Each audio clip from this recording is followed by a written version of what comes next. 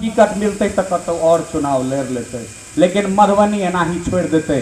कनी विचार करबे, आज जखन इमरजेंसी रहे तो मधुबनी में ट्रेन नहीं भेटैया, सब ट्रेन दरभंगा में रुकै छै, मधुबनी किया नहीं एते?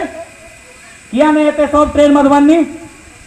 किया नहीं सब ट्रेन जेते जयनगर? अरे हम गारंटी संग कहै छी, सरकार लग योजना नहीं छै, हम अनबै निवेशक, हम बैसेबै फैक्ट्री, और तो और कहै छी सांसद निधि के तमाम योजना से नहीं किछ करबै।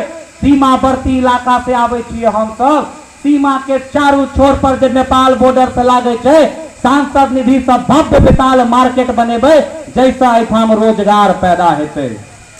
हमरा अहाँ के बात बुझऽ पड़तै, हमरा अहाँ के बात बुझऽ पड़तै कि आइ राजगीर में मलमास मेला लगे छै तो लाइन लगे छै, पूरा सरकारी व्यवस्था होय छै, आ हमर बहिन जानकी के डाला